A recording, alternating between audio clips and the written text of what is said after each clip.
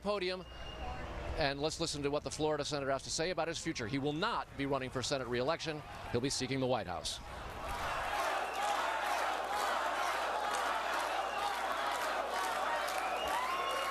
Thank you. Thank you. That is a lot of cell phones. Thank you. Thank you for being here. After months of deliberation and prayer about the future of our country, I have come here tonight to make an announcement on how I believe I can best serve her. I chose to make this announcement at the Freedom Tower because it is truly a symbol of our nation's identity as a land of opportunity. And I am more confident than ever that despite our troubles, we have it within our power to make our time another American century. In this very room, 5 decades ago, tens of thousands of Cuban exiles began their new lives in America. Their story is part of the larger story of the American miracle.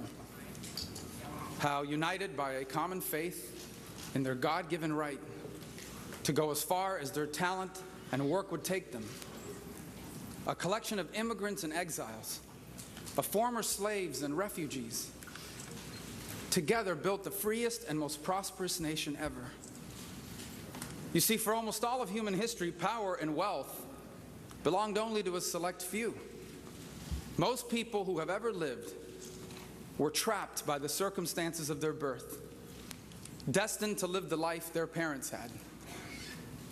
But America's different, because here we are the children and the grandchildren of people who refused to accept this.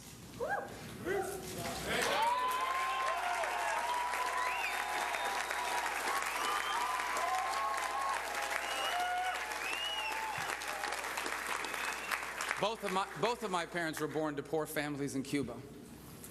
After his mother died, my father had to go work when he was 9 years old. My mother was one of 7 girls raised by a disabled father who struggled to provide for his family. When they were young, my parents had big dreams for themselves. But because they were not born into wealth or power, their future was destined to be defined by their past. And so in 1956, they came here to America, to the one place on earth where the aspirations of people like them could be more than just dreams. Here in America, my father became a bartender. My mother, a cashier, a maid, a Kmart store clerk. They never made it big, but they were successful. 2 immigrants with little money or education found stable jobs, owned a home, retired with security, and gave all 4 of their children a life better than their own. My parents achieved what came to be known as the American dream. The problem is now too many Americans are starting to doubt whether achieving that dream is still possible. Hard-working families that are living paycheck to paycheck, one unexpected expense away from disaster. Young Americans unable to start a career or a business or a family because they owe thousands of dollars in student loans for degrees that did not even lead to jobs. And small business owners who are left to struggle under the weight of more taxes, more regulation, and more government. Why is this happening in a country that for over 2 centuries has been defined by equality of opportunity?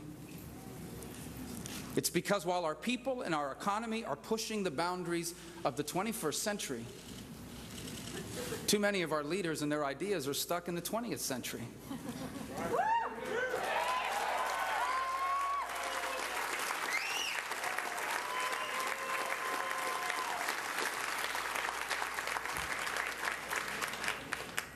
They're busy looking backwards, so they do not see how jobs and prosperity today depend on our ability to compete in a global economy.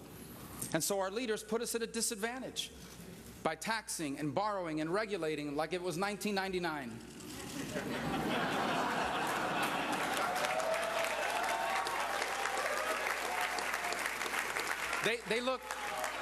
They look for solutions in yesterday. So they do not see that good-paying modern jobs require different skills and more education than in the past. So they blindly support an outdated higher education system that is too expensive and too inaccessible to those who need it most. And they have forgotten. They have forgotten that when America fails to lead, global chaos inevitably follows.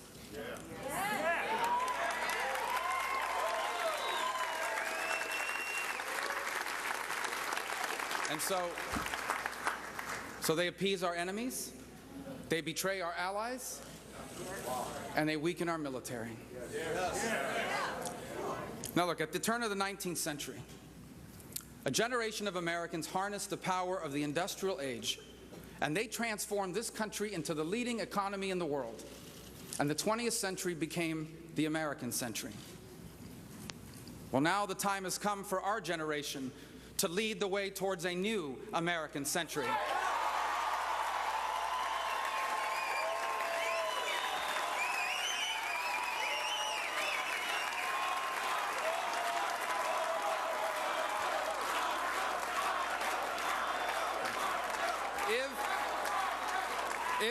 If we reform our tax code and reduce regulations and control spending and modernize our immigration laws and repeal and replace Obamacare, if we do these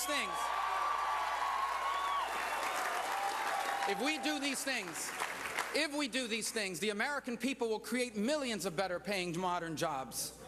If we create a 21st century system of higher education that provides working Americans the chance to acquire the skills they need, that no longer graduates students with mountains of debt and degrees that do not lead to jobs, and that graduates more students from high school ready to work, then our people will be prepared to seize their opportunities in this new economy.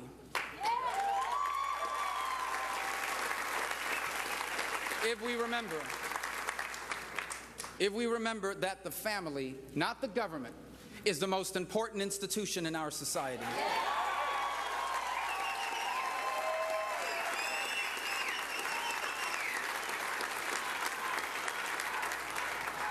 If we remember that all human life deserves protection of our laws.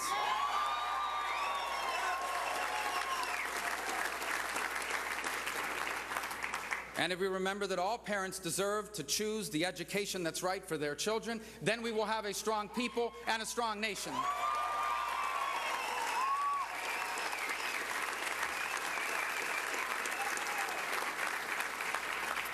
And if America once again accepts the mantle of global leadership. By abandoning this administration's dangerous concessions to Iran and its hostility to Israel.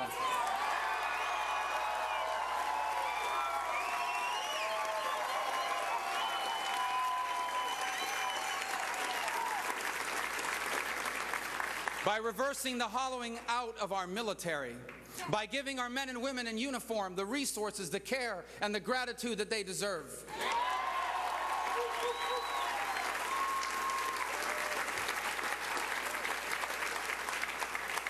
By no longer being passive in the face of Chinese and Russian aggression. And by ending the near total disregard for the erosion of democracy and human rights around the world, especially Cuba, Venezuela, and Nicaragua.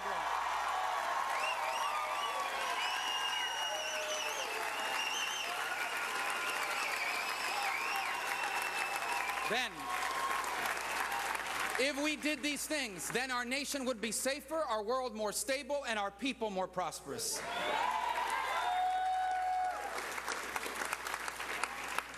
These are the things that we must do. But this election is not just about what laws we're going to pass. This election is a generational choice about what kind of country we will be. Now, just yesterday, a leader from yesterday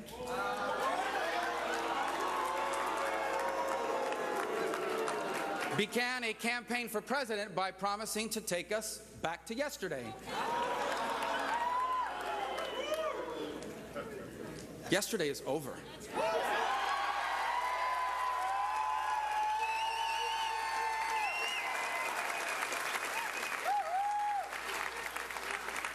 And we're never going back.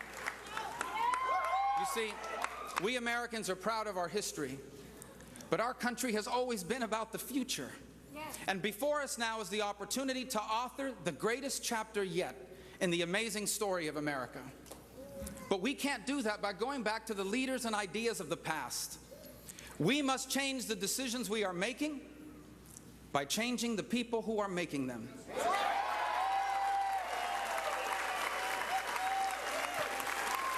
And so, that is why tonight, grounded by the lessons of our history, but inspired by the promise of our future, I announce my candidacy for President of the United States.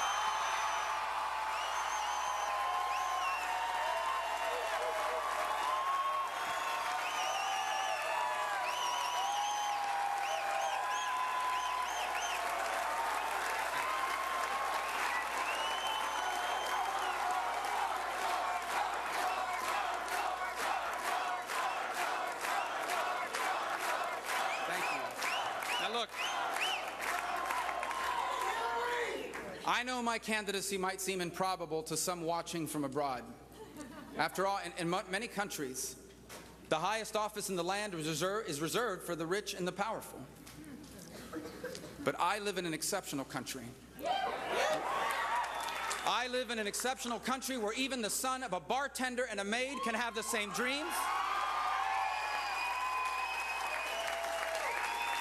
I live in an exceptional country where the son of a bartender and a maid can have the same dreams and the same future as those who come from power and privilege.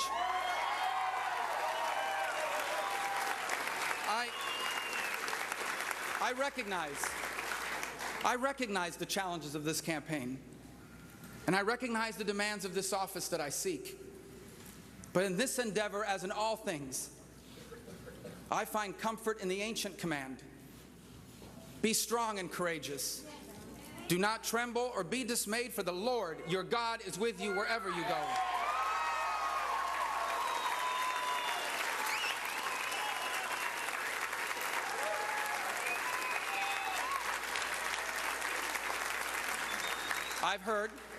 I've heard some suggest that I should step aside and wait my turn.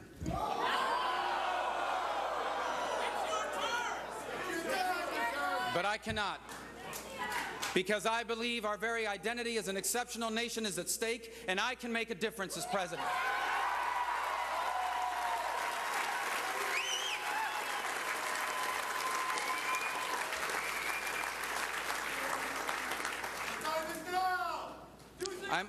I'm humbled by the realization that America doesn't owe me anything. But I have a debt to America I must try to repay. This isn't just the country where I was born.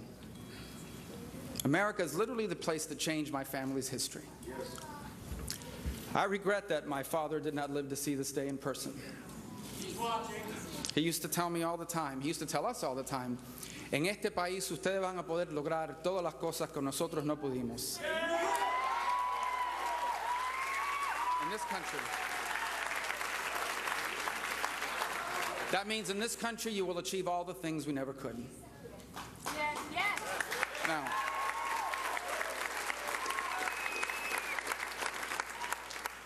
on the days when I'm tired or discouraged, I remember the sounds of his keys jingling at the front door of our home, well past midnight, as he returned from another long day at work.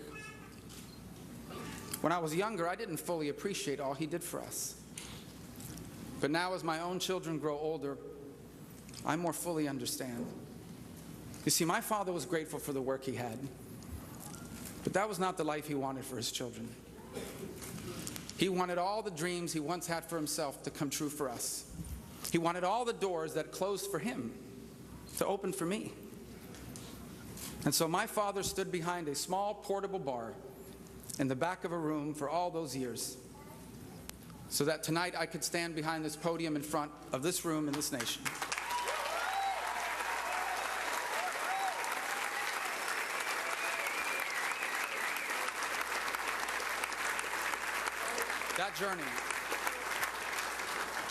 That journey from behind that bar to behind this podium, that's the essence of the American dream. And whether we remain a special country will depend on whether that journey is still possible for those who are trying to make it right now.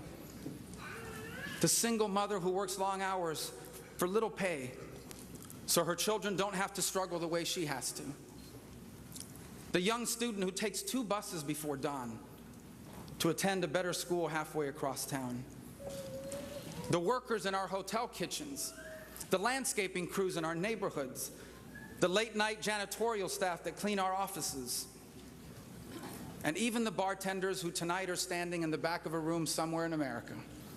If their American dreams become impossible, we will have just become another country.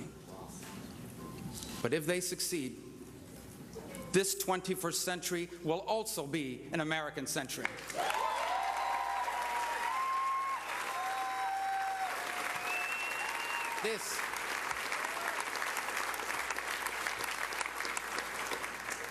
This will be the message of my campaign and the purpose of my presidency. And to succeed on this journey, I will need your prayers and your support and ultimately your vote. And so tonight I'm asking you to take that first step with me by joining us at our website, marcorubio.com. My wife Jeanette and my 4 children are here tonight.